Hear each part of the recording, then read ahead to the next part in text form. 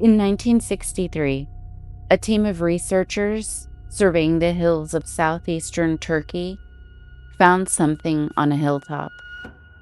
A low mound, limestone slabs poking through the surface. They assumed it was a Byzantine-era cemetery. Unremarkable, catalogued and forgotten. For 30 years, nobody looked twice. Then in 1994, a German archaeologist named Klaus Schmidt visited the site and saw something the first team had missed. The slabs were not grave markers. They were the tops of something much, much larger. What Schmidt uncovered over the next 2 decades would force a fundamental question about everything we thought we knew about when civilization began.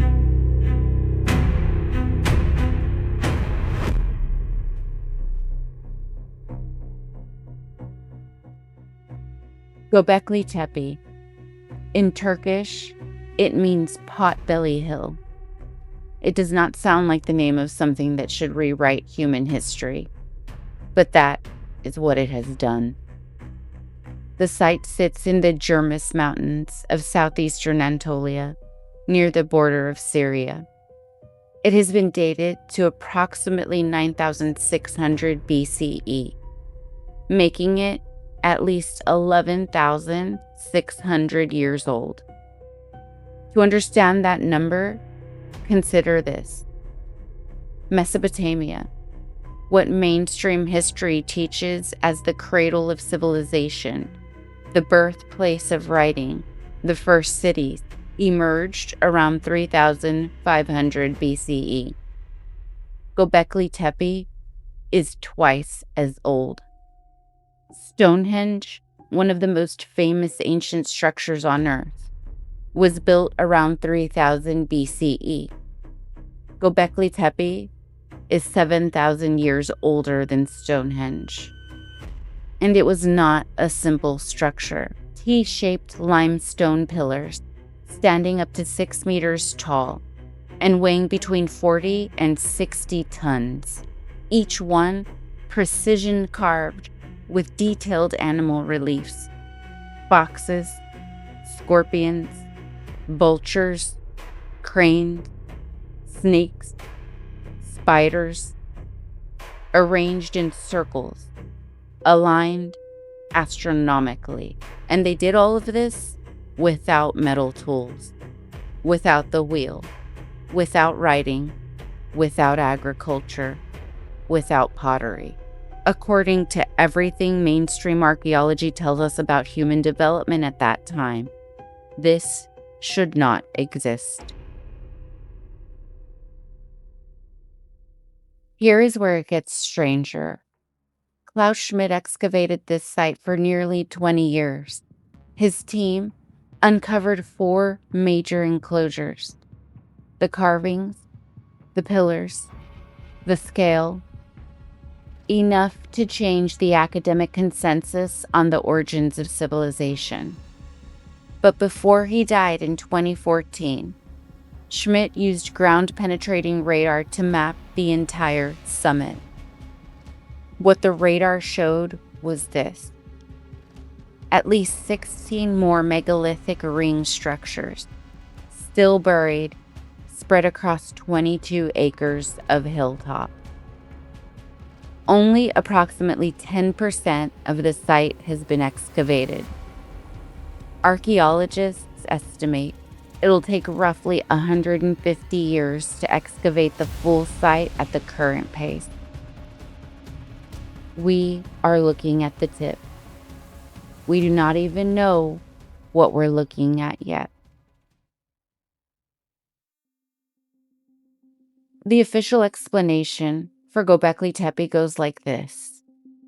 Hunter-gatherers built this site as a ceremonial gathering place. Communities from across a 200-kilometer radius would periodically travel here to perform rituals related to the animals depicted on the pillars. That is the best answer mainstream archaeology currently has. Now let's sit with that for a moment. Hunter-gatherers, no permanent settlement, no agriculture to feed a workforce, no metal tools to carve stone, no wheel to transport 60-ton pillars, no writing system to coordinate across 200 kilometers of terrain. And yet, somehow, these scattered, nomadic people organized themselves, traveled on foot to a specific hilltop, and built one of the largest and most precisely constructed megalithic complexes ever discovered on Earth. There's something else. When archaeologists find evidence of developing civilizations, they find the learning curve, the early attempts, the crude structures that precede the refined ones, the progression. Göbekli Tepe has no learning curve.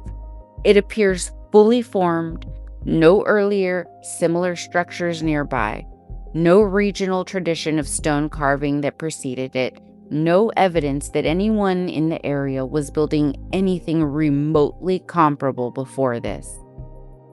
This is not how civilizations learn to build. This is how civilizations arrive, already knowing. So if not a home, what was it? The animal carvings are not random. Vultures appear with specific regularity. Scorpions, snakes. These are not decorative choices. They appear to correspond with astronomical constellations visible from the site at specific times of year. The enclosures are aligned. The architecture is deliberate. Mainstream archaeology calls it a temple, a ritual site, a place of ceremony. But that raises the same question. A temple to what? In 2016, researchers published a finding about Pillar 43, one of the most elaborately carved pillars at the site. The carvings on that pillar depict a specific arrangement of animals that corresponds with remarkable precision to a cluster of astronomical events around 10,950 BCE, consistent with the Younger Dryas impact horizon we've covered in episode 3. They may have been recording the catastrophe, encoding it in stone, in a language that requires no words, that cannot be burned or mistranslated, a message in the only medium that survives everything. If you needed to preserve knowledge through a catastrophe, and you could not trust that any written language would survive, what would you do? You would carve it in 40-ton limestone pillars and bury it. Now we need to go back to episode 1. The Apkallu, the 7 sages, the fish beings sent by Enki before the flood to teach humanity civilization. In every depiction across Mesopotamian art, spanning thousands of years, the Apkallu carry 2 objects: a mulilu, a pine cone, associated with purification, and a bandudu, a ritual container, a bucket. That symbol, the bandudu, appears in Sumer. It appears in Babylon. Researchers have noted its presence in Mesoamerican iconography, half a world away. And it appears carved in relief on Pillar 43 at Göbekli Tepe. The same symbol, 9,600 years ago, on the oldest megalithic structure on Earth. The Sumerians would not write down the story of the Apkallu for another 6,000 years. But whoever built Göbekli Tepe already knew who they were. We spent episode 1 establishing who the 7 sages were. We spent episodes 2 and 3 tracking the flood they survived. And here, carved into the oldest structure on Earth, is their symbol, the bandudu, the ritual container of the Apkallu, sitting on pillar 43, waiting. We've spent 3 episodes talking about the 7 sages, learning about the Apkallu, learning that they brought civilization to the world. We've chased a flood narrative across 217 different cultures. And modern day historians would all tell you that what we're reading is myth. Even with so many corroborating stories across time, what we have at Pillar 43, what we have at Göbekli Tepe is in stone. It is undeniable. Whatever happened during the Younger Dryas period was so profound that the peoples who existed during that time felt the need to carve it into 60-ton limestone rocks. I don't think that's something that we can call untrue or unfounded. Not anymore. We're breaking it down, we're looking for answers, and we're finding the truth. It's time we start treating these tablets, these histories, for what they are. And that's fact.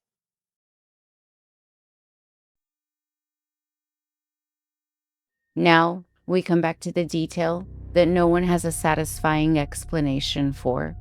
Göbekli Tepe was buried deliberately.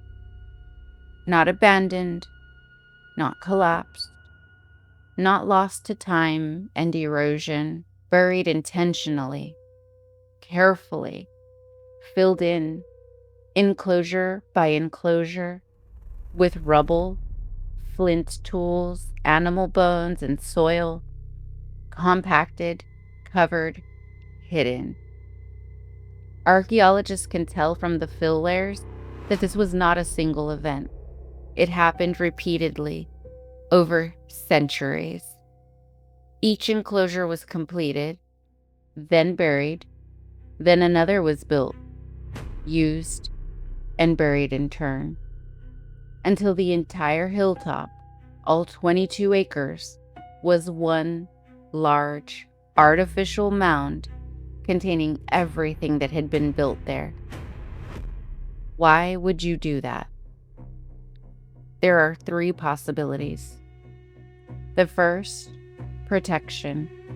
You bury it to hide it from something coming, something you know is going to pass through and destroy everything it finds.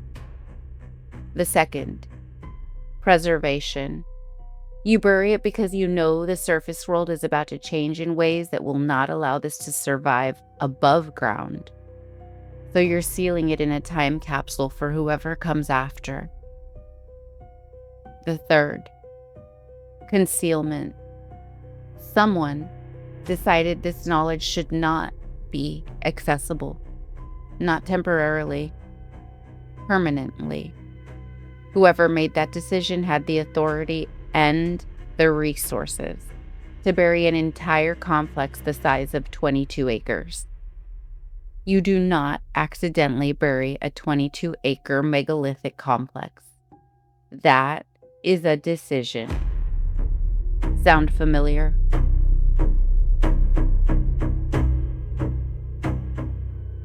One more thing before we close. Göbekli Tepe sits in the Şanlıurfa province in southeastern Turkey. The flood narratives we covered in episode 3, the Sumerian texts, the Atrahasis epic, the tradition carried into Genesis, place the landing point of the survivor's vessel at Mount Ararat, also in eastern Turkey. just across the border into what is now Armenia. The distance between Göbekli Tepe and the Mount Ararat region is about 340 miles. The flood survivors landed, and within a few centuries, in geological terms almost immediately, the oldest and most sophisticated megalithic structure ever found was built nearby. That's not proof of anything, but it is a question that deserves to be asked. Klaus Schmidt dedicated 20 years of his life to this hill. He moved to the nearby city of Urfa. He spent 2 months excavating every spring and 2 months every fall. He fought for the site to be placed on the UNESCO World Heritage List. He lobbied governments. He wrote papers. He gave interviews. He died of a heart attack on July 20th, 2014. He was 60 years old. The site was added to the UNESCO World Heritage List 4 years later, in 2018. His greatest goal, achieved after his death. He never got to see what was inside. 90% of Göbekli Tepe is still underground. 15 enclosures still buried. 150 years of excavation ahead of us.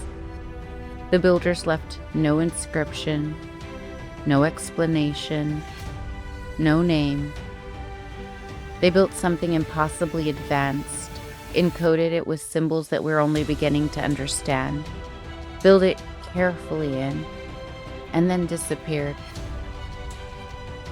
No archaeological trace after, no settlement, no burial site, no continuation of the building tradition anywhere in the region.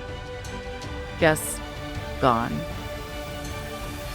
So the question for the next time is not what they built, it's who they were and where they went. Göbekli Tepe is 11,000 years old. It was intentionally built, intentionally buried, and the knowledge that was inscribed on those T-shaped limestone pillars survived a catastrophe, a flood that we were able to follow across time. Now, that one story becomes 1,000. Stay curious, stay skeptical. This is Nikki with the Shadow Hour Report, signing off.